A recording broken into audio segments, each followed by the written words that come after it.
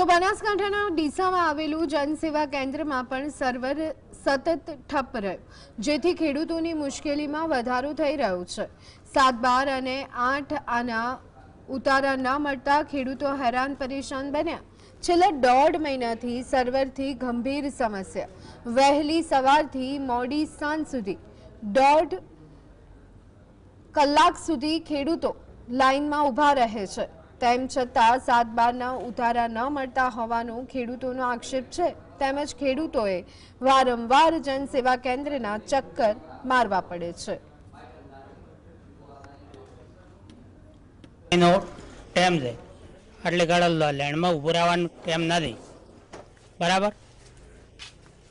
અને કેટલા સમયથી તમે અહીંયા ઊભા છો આવી રીતે?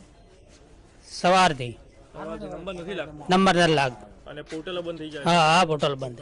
સરકારે જે સ્કીમ કાઢી છે મગફળીના ફોર્મ ભરાવાની કે એ બધી, તો અત્યારે ખેડૂતો બહુ લાઇનમાં ઊભા રહે છે, ખેડૂતોને બહુ તકલીફ પડે છે।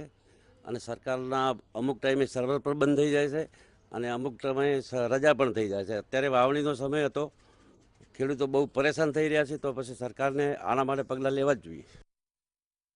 ગુજરાત સાઈડ બનાસકાંઠા જિલ્લાના અંદર જે રીતે કમોસમી વરસાદ પડ્યો હતો અને તે બાદ હવે જે રીતે ફરી એક નવી ઉમેદો સાથે ખેડૂતો વાવણીમાં લાગ્યા છે। જો કે 7, 12 સહિતના જે દાખલાઓ છે તેના માટે ગુજરાત સાઈડ બનાસકાંઠા જિલ્લાના જે ખેડૂતો છે તે તાલુકા પંચાયત કચેરી જતા હોય છે।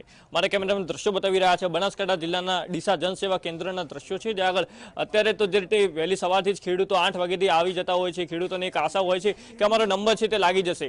જો કે નંબર ન લાગતા અને જે પોર્ટલના જે ધારિયા છે તે વહેલી સવારથી જોવા મળતા હોય છે, જે રીતે સતત 2 થી 3 દિવસથી, અને તે બાદ પણ ક્યાંક હજી પોર્ટલની જે સમસ્યા છે તે અકબંધ જોવા મળી રહી છે, જેના કારણે ખેડૂતો એ વાવણીના સમય છોડીને પોતાનો જે કિંમતી સમય છે તે છોડીને આ પ્રકારના જે દાખલા હોય છે તે કઢાવવા માટે આવું પડતું હોય છે। જે રીતે સરકાર દ્વારા પણ વળતરની જે વાત કરવામાં આવી છે તેના અંદર ખેડૂતોએ વળતર માટે પણ વિવિધ દાખલા કઢાવવામાં આવતું હોય છે, પણ જો કે આ જ પ્રકારે જે લાઈનો છે તે લાગતી હોય છે। એક બાદ જો કે ખેડૂતોને એક તરફ જે રીતે ટોકન તો આપવામાં આવતી હોય છે, જો કે ટોકનના અંદર નંબર ક્યારે લાગશે તે પણ એક સૌથી મોટો પ્રશ્ન છે। જો કે ટોકનના અંદર જે રીતે નંબર લાગવાની જે વાત છે તેના અંદર અધિકારીઓ દ્વારા કહેવામાં આવતું હોય છે કે પોર્ટલ ચાલુ થાય, પોર્ટલ બંધ થતું હોય છે, ચાલુ થતું હોય છે, અને જેના કારણે આ જ પ્રકારના જે ધારિયા છે તેના કારણે ખેડૂતોને મુશ્કેલી છે તે વધતી હોય છે। નંબર ન લાગવાના કારણે ખેડૂતોની લાંબી કતારો પણ જોવા મળતી હોય છે, અને આ જ પ્રકારની જે સમસ્યા છે તે અત્યારે પણ બનાસકાંઠા જિલ્લાના યથાવત જોવા મળવાના કારણે જે ખેડૂતો છે તેઓમાં સરકારની જે કામગીરી છે તેના કારણે રોષ પણ છે, અને જે આ જે